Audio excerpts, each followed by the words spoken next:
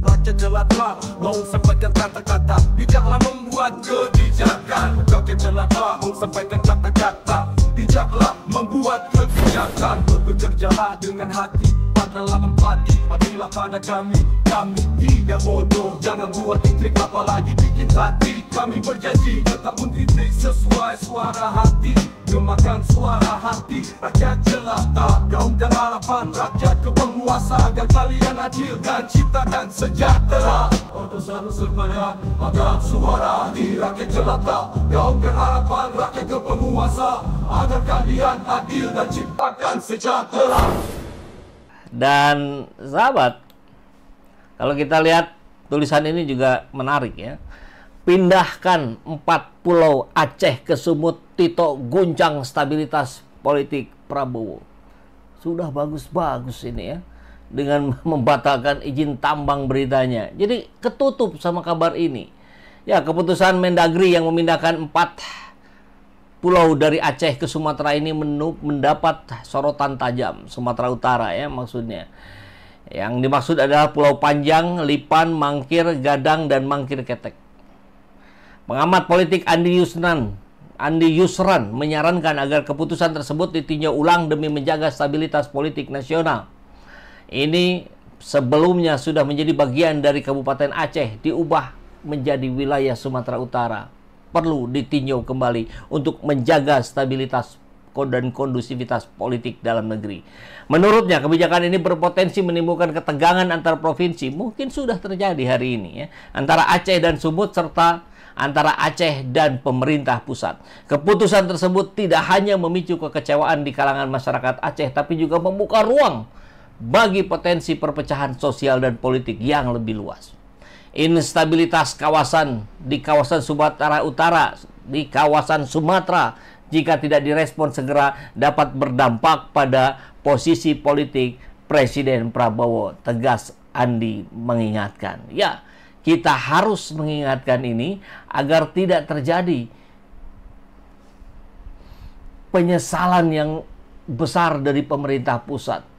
Dan mungkin juga harusnya ya dari Tito Karnavian ya. Sahabat, Bupati Aceh, masih dari Monica ya, Bupati Aceh Singkil bacakan deklarasi masyarakat Aceh yang menyatakan menolak Permen Kemendagri dan meminta agar Mendagri Tito Karnavian mematuhi kesepakatan yang telah dibuat. Kita dengarkan ya. Deklarasi. Kami masyarakat Aceh menegaskan kepemilikan kedaulatan atas. 1. Bahwa 4 pulau, yaitu Pulau Panjang, Pulau Lipan, Pulau Mangkir, Pulau Mangkir Gadang, dan Pulau Mangkir Ketek adalah milik Aceh. 2. Kami akan melindungi segala bentuk eksploitasi yang merugikan Aceh sampai titik darah penghabisan. 3. Kami masyarakat Aceh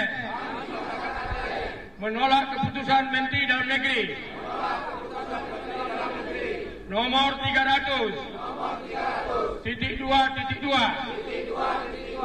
garis penghubung 2138 tahun 2025 yang tidak mempunyai dasar.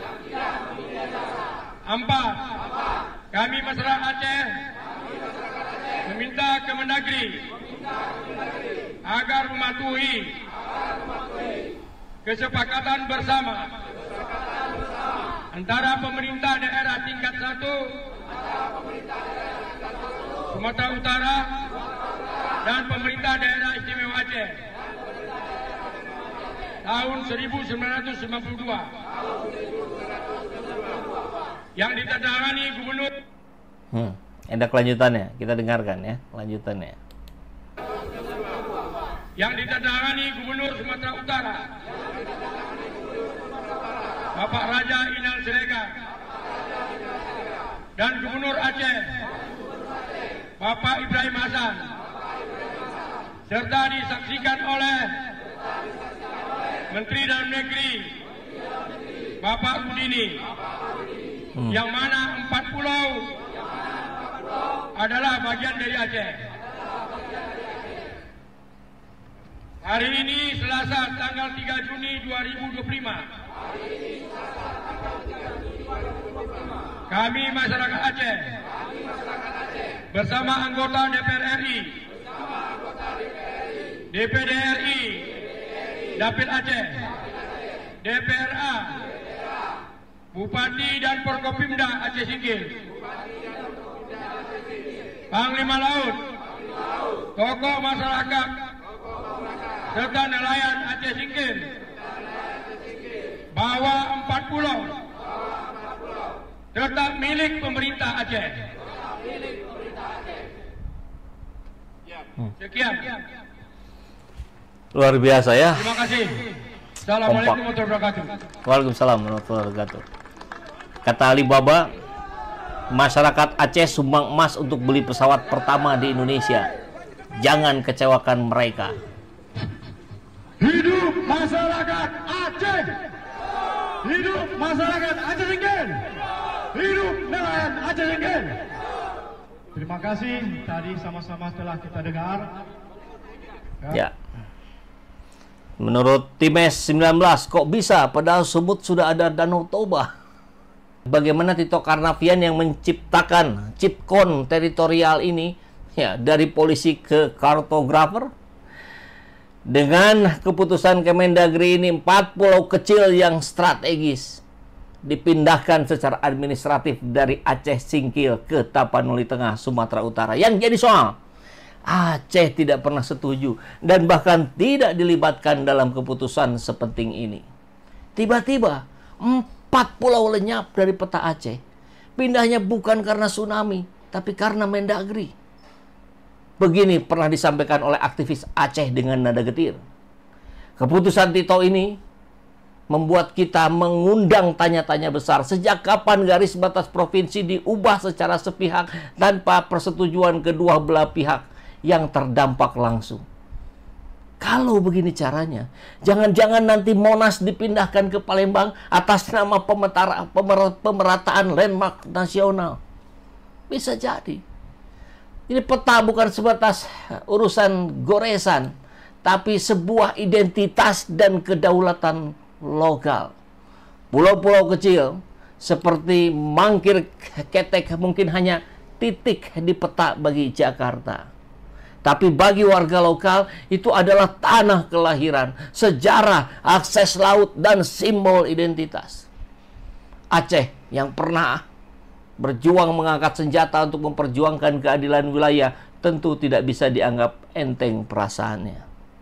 Pasca Helsinki 2005, Aceh bukan sekedar provinsi biasa. Ia punya status khusus, hak atas otonomi, dan sensitif terhadap tindakan pusat yang berbau hegemoni. Kalau Jakarta bisa mengubah batas seenaknya, maka itu bukan NKRI. Itu NK Kekuasaan Republik Indonesia. Ini pernah disampaikan oleh pengamat dari UGM.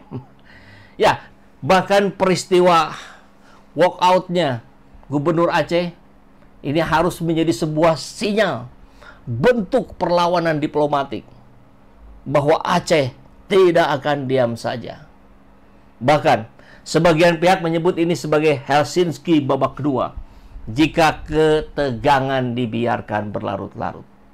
Krisis kepercayaan antara Aceh dan pusat ini bisa membuka lama konflik bersenjata, menurunkan legitimasi Jakarta di mata masyarakat Aceh, menjadi presiden buruk bagi daerah lain yang merasa diperlakukan semena-mena oleh pusat. Dan yang lebih ironis, langkah pemindahan ini terjadi justru di awal pemerintahan Presiden Prabowo yang semestinya sibuk membangun kohesi nasional, bukan menanam bom waktu.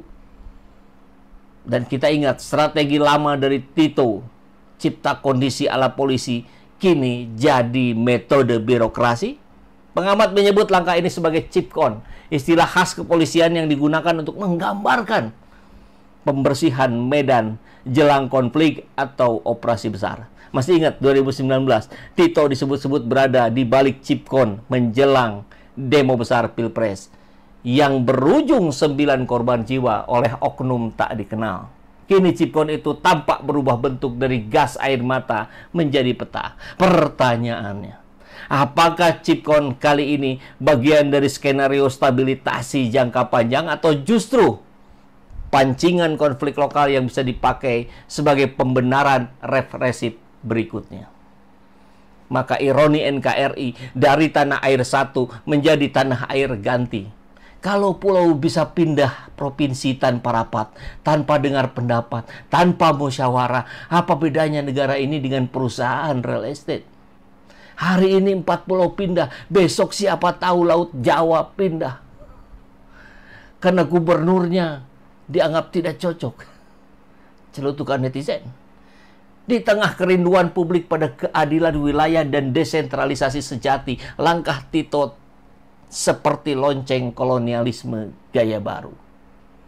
Maka republik ini sedang melakukan ujian geografi. Hari ini kita saksikan pulau berpindah tanpa tsunami. Pemerintah bersilat peta, rakyatnya bisa ternganga. Otonomi daerah dianggap ornamen hukum, bukan prinsip dasar. Maka pertanyaannya tinggal satu, Pak Tito, kalau nanti rakyat Aceh ikut memindahkan suara dan kepercayaan dari Jakarta ke jalanan, siapa yang akan Anda salahkan?